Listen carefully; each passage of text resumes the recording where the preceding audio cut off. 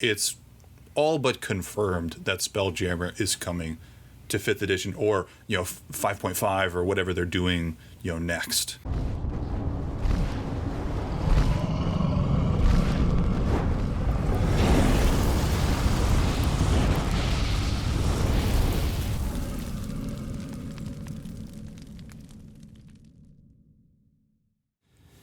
Hello and welcome to Every Edition, the tabletop RPG talk show.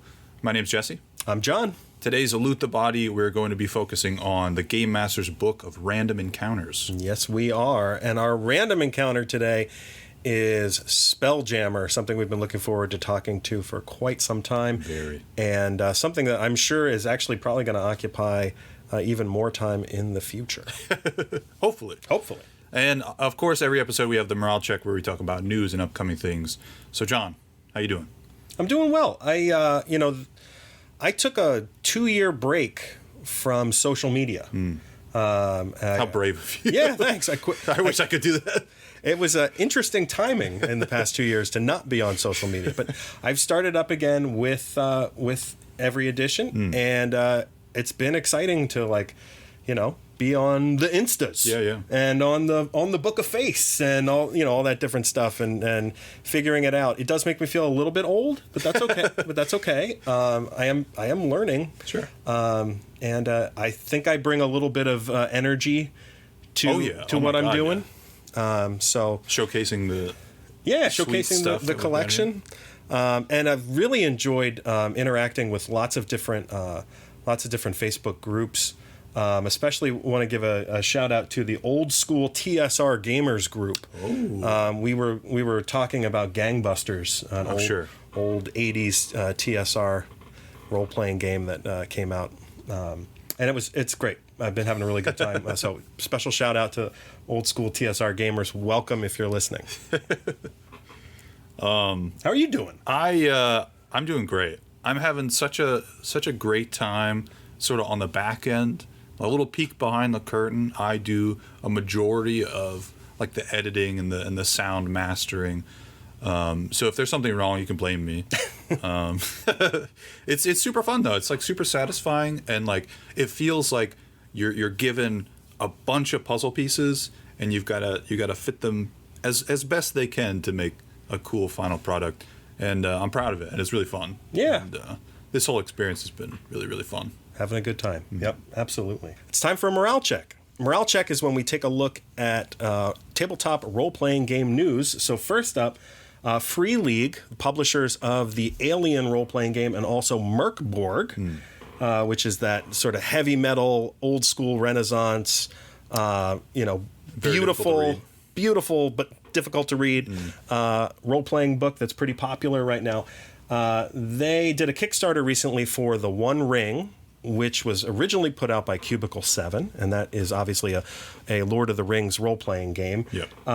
But Cubicle 7 also had a role-playing game called Adventures in Middle-earth, which was a 5th edition version. I never got to play that. It was a 5th edition version of Lord of the Rings.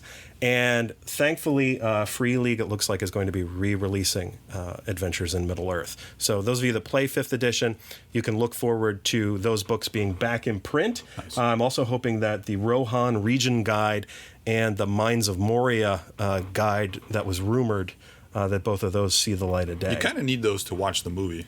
Yeah, you kind of do. To know what's happening. You kind of do. So that's good news for Lord of the Rings fans and 5th edition Dungeons & Dragons fans. We'll get those books back in print. That's nice. News on the Cyberpunk front. This December, Cyberpunk Red is coming to Roll20. Oh, excellent. They posted a thing this weekend where they were like, hey, there's going to be something cool happening on Cyber Monday. And I responded to them, Cyberpunk Red on Roll20, question mark. And they liked it. There you go. Yeah, it was I felt special. Cool. I liked it. So maybe I cracked the code. Maybe it's coming out on Monday, a little bit before December.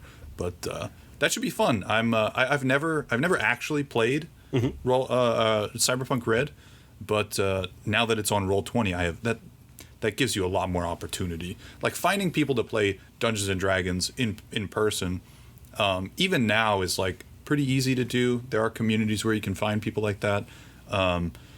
And obviously you can reach a lot more people online, but for Cyberpunk Red, there's, I couldn't name a single other person besides maybe us that actively want to try it. Yeah.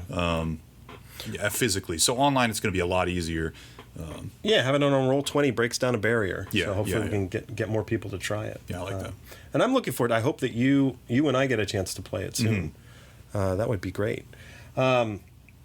In other news, the Hero Quest board game, originally put out by Milton Bradley, has seen a re-release, and it was through Hasbro, through their HasLab online crowdfunding source. Well, those crowdfunded games have shipped, and so if you backed it, you should be receiving your Hero Quests in the mail. And for those of you that didn't get a chance to be a part of the crowdfunding, pre-orders are now up on places like GameStop.com and also on Hasbro's website. That's super interesting. Yeah.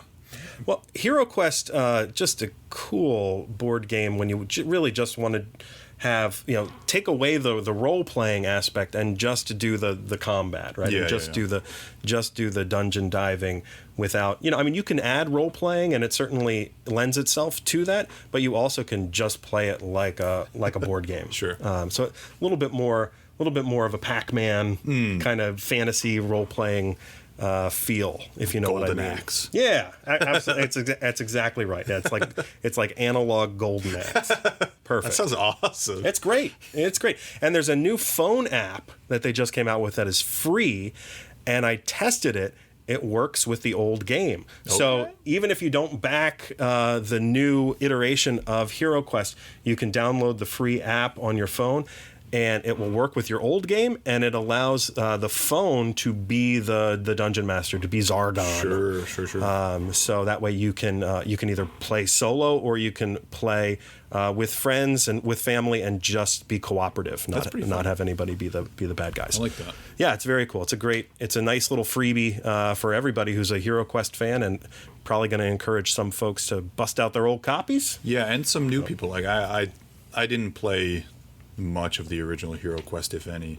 So it'll be cool to have that back in people's hands. Absolutely. Good to have it back in print. Mm-hmm. So with new expansions coming soon. So. And lastly, Unearthed Arcana news. Oh, yes. There are some new playtest playable races that may make their way into future books, and all of this is sort of subject to change.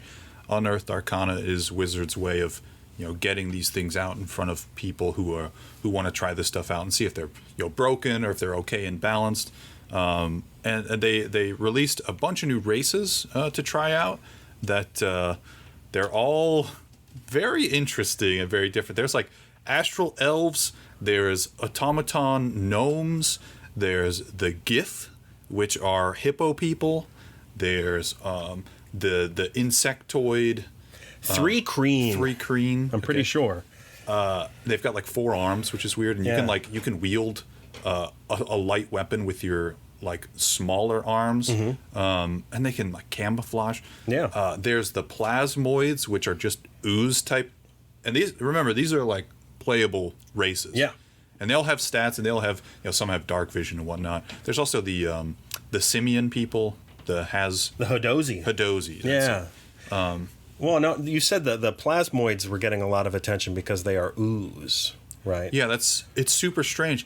You can like maneuver your body as I think a bonus action or an action to get through spaces, but you can't be wearing any clothing. But they specifically said in the rules you can wear clothing if you want. You can like put yourself in the shape of a humanoid. You just look like an ooze humanoid. Yeah. So you can still use weapons and such. You also get like a pseudopod that you can use, but it's not like a typical ooze. You can't attack with it. The playable races in this one seem really, really sweet. Like the astral elves, they spend a lot of time in space, hence astral. Yes.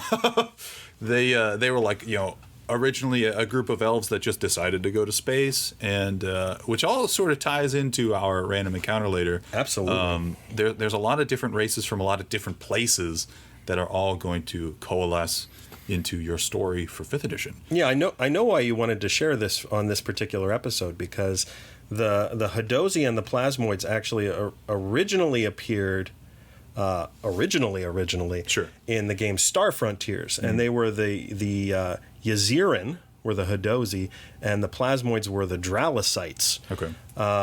And they actually then were reissued or re-released for the first time in the Spelljammer Monstrous Compendium as the Hadozi and the Plasmoids. So they appeared in that form in 2nd edition.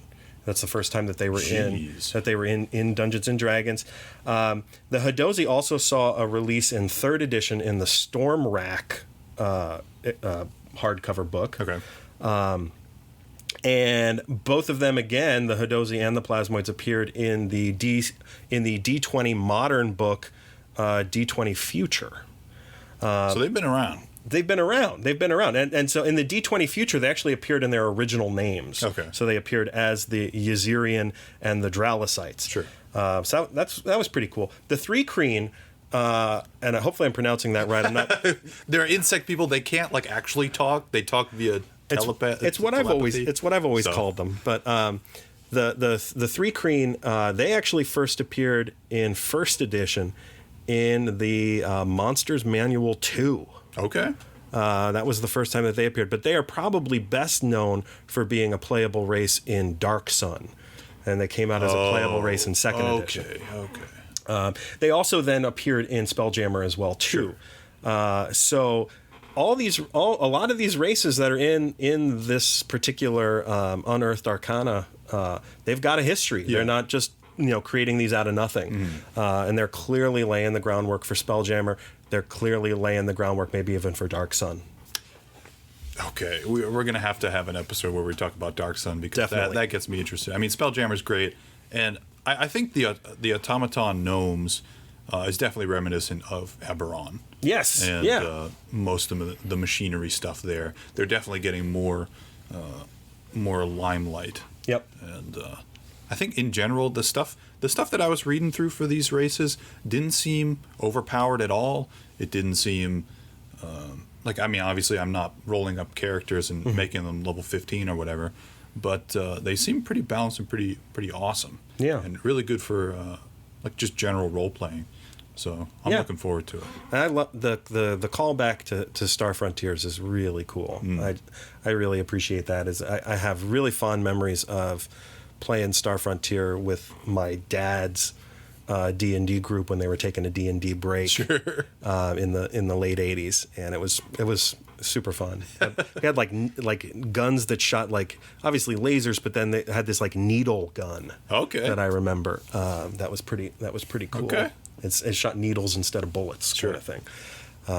But yeah, I remember I played a Dralicite, which I played a Plasmoid, one of the ooze people, and that's got a lot of traction. I think that's going to be exciting. You could do some really fun stuff with that. Yeah, and I kind of it's from a DM's perspective, very cool, but also kind of scary, because as a DM, you always joke that you can't prepare for everything. But if one of your players is an ooze, you really can't prepare for everything.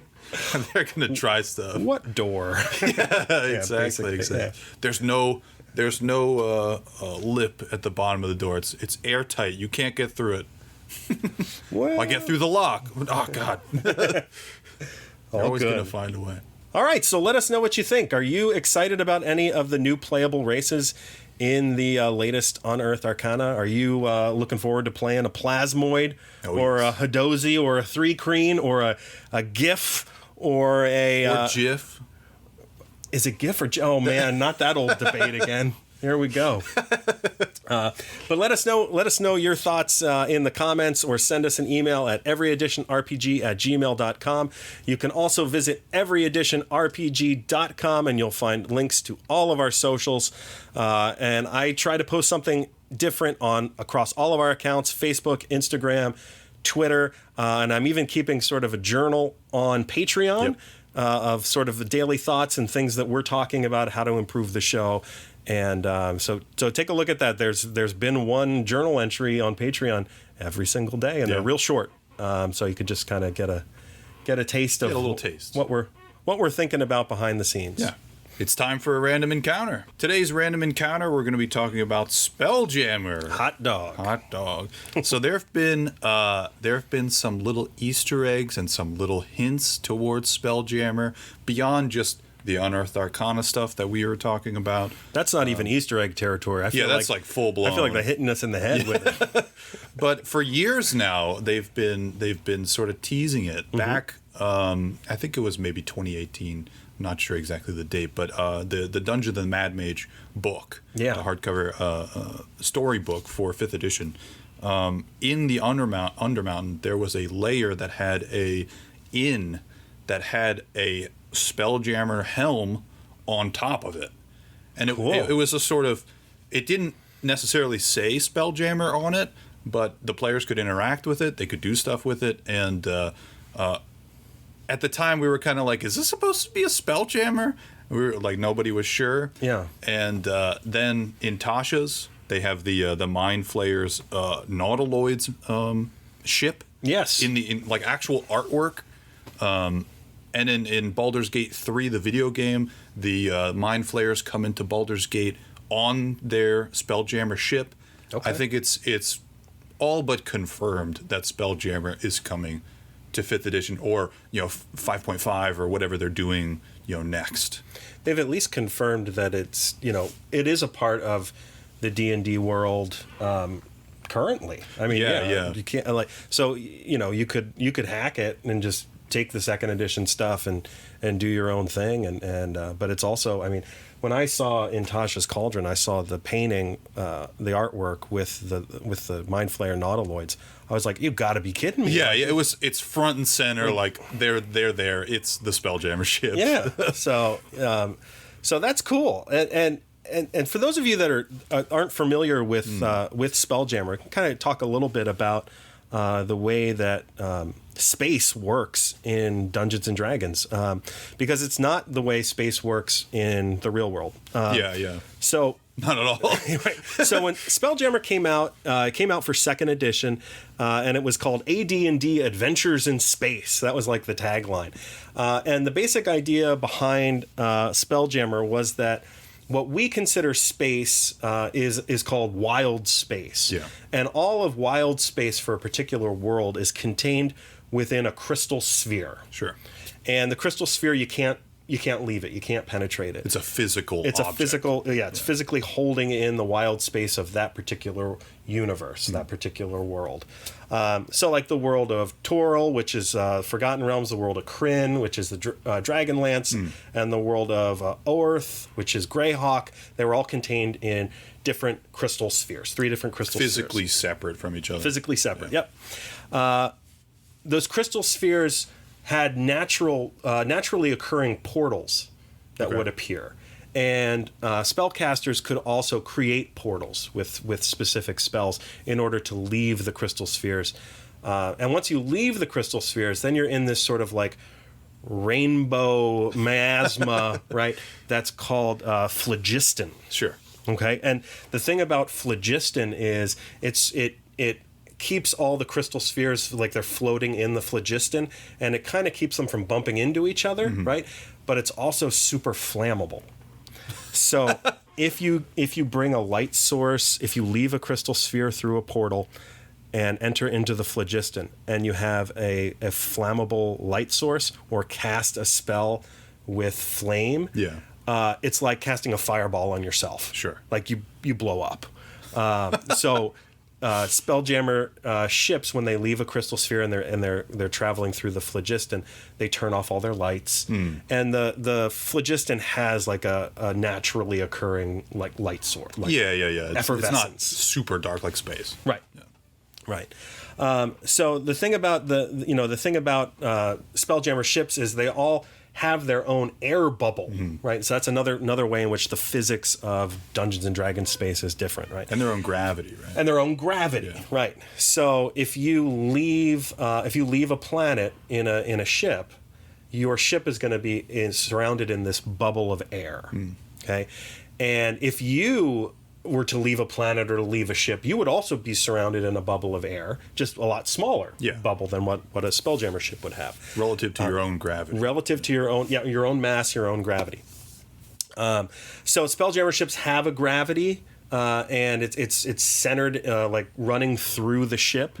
It's basically kind of like, almost like, I don't want to say common sense, but like the way that you think you should be standing is the way you can be standing. But you also can stand upside down underneath the ship too. Yeah. Okay. But when two ships come into contact with each other, they're like, gravity can kind of get messed up. Sure. So it's important to like only have one side of your ship have people on it. Sure. Regularly. Like you don't have a ship that has a bottom and a top. Sure. Because when it runs into another ship, like somebody would fall into the... Right. One half of the ship would like fall off or something like that. But so you got your own gravity, and you got your own air, but the air is not unlimited, right? Yeah. It'll go bad, right? It'll go bad. And so your air can go from fresh air to foul air to then deadly air. And those are all different categories of air in the second edition rules that have different, you have to do different constitution checks and things like that. Oh. If you're in deadly air and you fail a constitution check, you're just going to die. You're dead, right? It's poisonous. Yeah. And so that's something that's really cool is you have this like clock running on your air at all times, even when you're on the ship. It's not. You got to get to another sphere. You got to get to another crystal sphere, and then you got to not only get into another crystal sphere, but drop down into a planet's atmosphere to sort of replenish your air supply. And it obviously has to be a planet that has breathable air. You had mentioned before too about helms, right? So helms are basically like thrones, yes, right? And they are powered by magic. So both mages and priests, using the second edition lingo, can power the helms of ships. Okay. And they sit in them, and effectively it drains them of their spells for the day. And that allows them to go. But they can pilot it. But they can pilot it, and it sets the speed depending on what level character you are.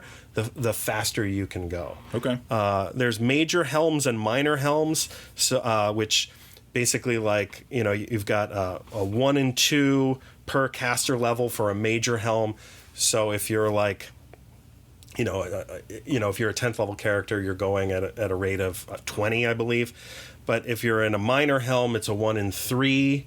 So you want a major helm. Yeah. So you want a major helm so that you're going. But it's more expensive. So you're going faster. Yeah. Yep. Major helm's going faster. It's gonna mean that your caster levels are going to be utilized in a 1 in 2 percentage rather than a 1 in 3 in a minor. I think helm. it's also cool that the Spelljammer ships are nothing like a spaceship. Right. They're essentially like ships that you would use on the ocean in the 1700s. The galleon. Yeah. They look like traditional sort of D&D era ships, but they can fly in space. Yeah. Well, and then depending on the different races that are traveling in space, they got super creative and really have very specific looking ships for their particular people. So like beholders have very, very specific looking ships that kind of are reminiscent of their race, and the same thing with mind flayers and their nautiloids have those sort of like those talent, they look like the nautilus. Tentacles. Yeah.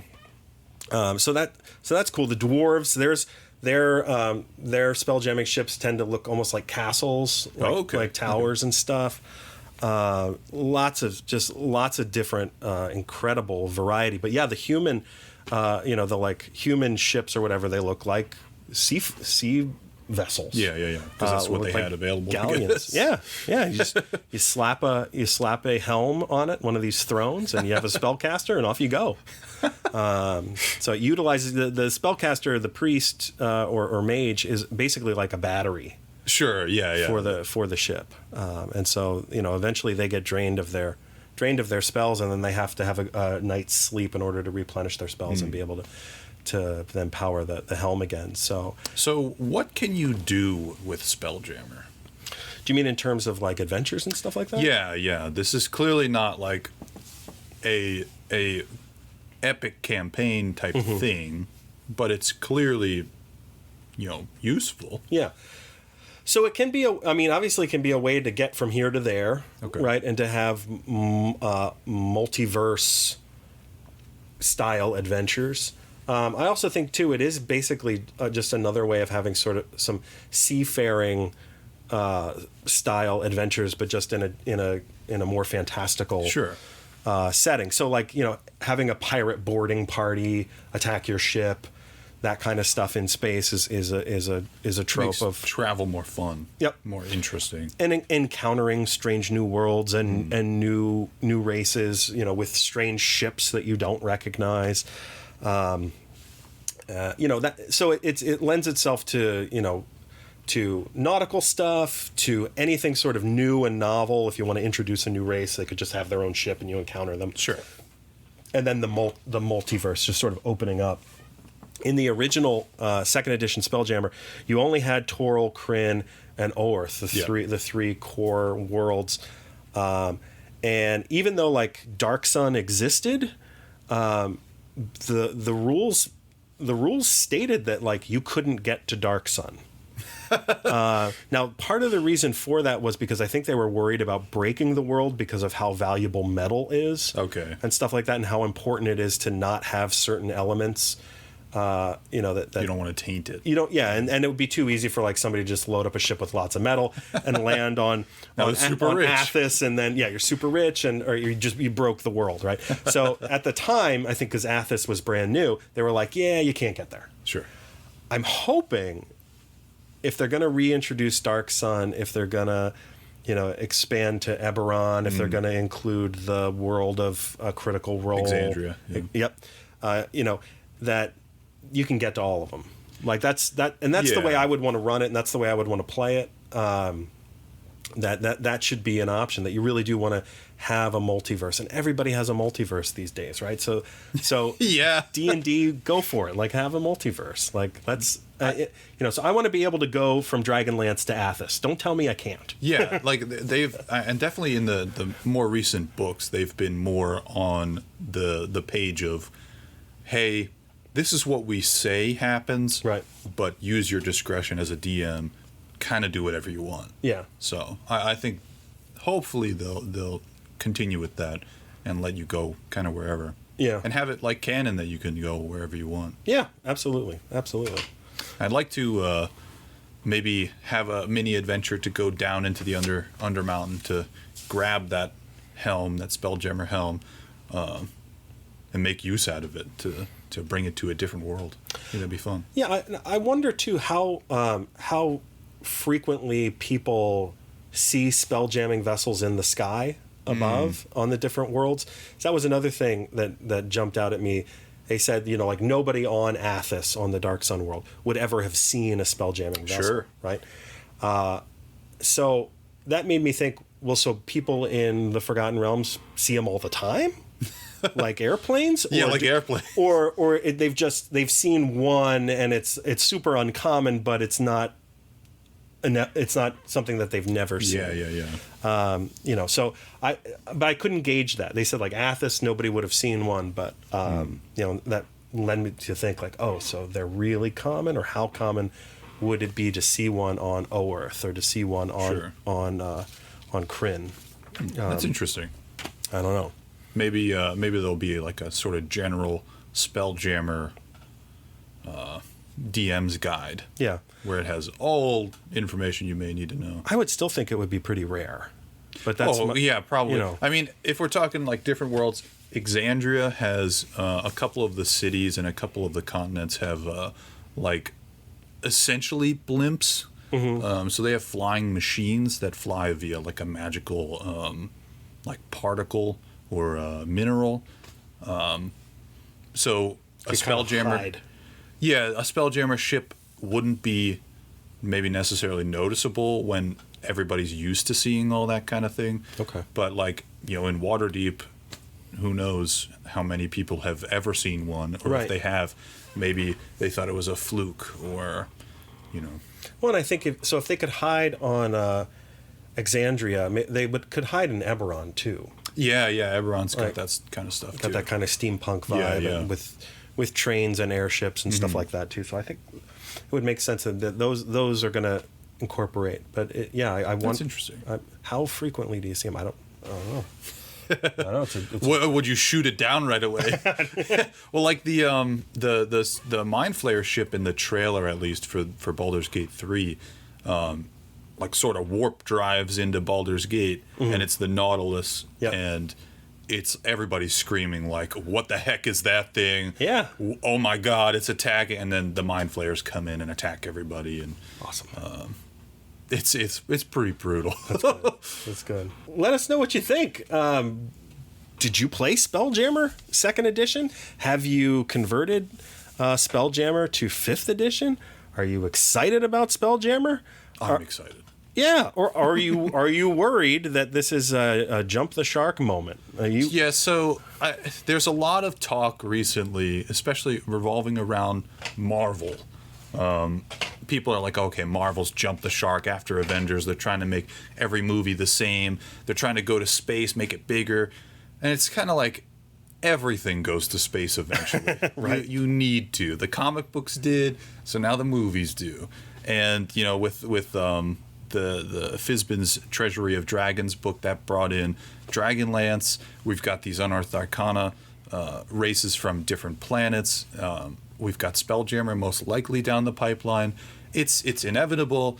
I mean, clearly in D&D in the past we've had Spelljammer and space stuff before. So it's not like totally new. It's going to be new for a lot of people. But we want to hear, you know, what you think about Spelljammer, just sort of in general. Like maybe do you have a fond memory of it, or is it just sort of fluff that, you know, maybe shouldn't be in? You know, I don't know. Yeah. Does it sound like something you want to play, or does it sound like something that's just going to make the game bloated? Yeah, sort of bloated. Yeah, and interconnected just because everything else in entertainment right now is getting interconnected, so you want to create a multiverse. Is this not as original an idea as it might once have been? Or, I mean, TSR, let's give them credit. Maybe they were ahead of their time. I think so. Yeah. I think so. So check out everyeditionrpg.com to find links to all of our socials. You also can contact us at everyeditionrpg@gmail.com. Let us know what you think about Spelljammer. It's time to loot the body. This episode's Loot the Body, we're focusing on the Game Master's book of random encounters. I think we've made it clear that we both enjoy randomness. Oh, yes.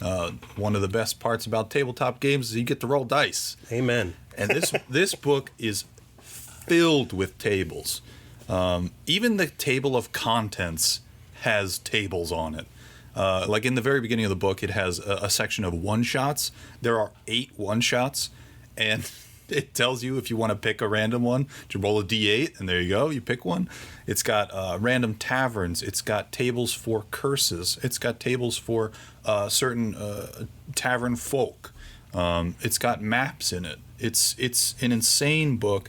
It's I think one of the best third-party purchases as a DM I've made, I think, in my whole DMing career. Yeah, and it's a great way to introduce, if you're a 5th edition dungeon master who is not someone who's used to lots of random rolling tables, and you want to find a way to incorporate it, pick up this book and run one of the scenarios in it and take advantage of the tables that are in here. And then you might find yourself enjoying that little bit of improv, unpredictability of the game, and having to think on your toes and have your characters, your players think on their toes, but also you having to think on your toes a little bit too. Yeah, there's things for rooftops. There's random NPCs. There's some random NPCs in here.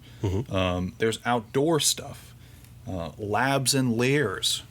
There's basically anything you might be running for. Like say you're a DM that has run the same book, 5th edition book, twice. You know, as a DM, that can kind of sort of feel bad because you've run through it before. You're not playing it for the first time like your players are. So you have to maybe go to a tavern. Why not replace the tavern with one that you randomly make on your own and have it be more specific to those characters and that game? It makes it feel a little bit more special. Yeah, a book like this, the Game Master's Book of Random Encounters, makes me realize that we're living in the good times when it comes to products out there to support tabletop role-playing games. Like this book, this would have been just an amazing resource, for 3rd edition or 4th edition, and here we go. Here it is for 5th edition, and it's just so welcome. And there seems to be a book like this around every corner. Oh yeah. And that this could easily just sort of fade into the woodwork, but this is a good one, folks. And check it out. The quality is amazing. Yeah, it fits just right on the shelves with every hardcover book. The page quality is great. It doesn't feel like sort of a knockoff or a print-on-demand book. The artwork on the maps, super great. It's even sort of color-coded like a normal book would be. The tables. There are so many tables. It's not. You'll be rolling a lot of dice. Yeah, it's not flashy. It's just good. Yes. It's just solid. Yes, totally worth picking up. And the creator Jeff Ashworth, with a couple other creators in there, has made one other book. The guide. I believe it's the random NPC generator book. Okay. I'm not sure the exact title. But there's also another book coming out in March that these people have put together, a 3rd book that's all about traps and items. Cool. So there's going to be even more random stuff going on. Great.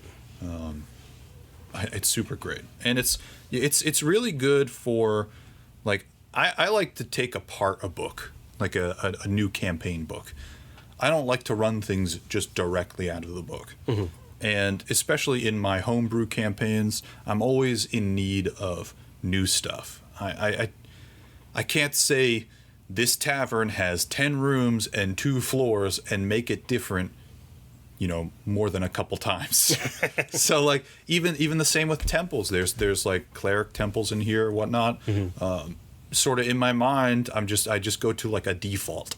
But this sort of it makes me be more creative, and I think it helps enhance the experience of the game. Well, thanks a lot, everybody. This has been our 5th episode. And we're rolling right along. We're rolling right along. Again, make sure to check out everyeditionrpg.com and send us a note at everyeditionrpg@gmail.com. Thanks a lot. I'm John. I'm Jesse. Take care.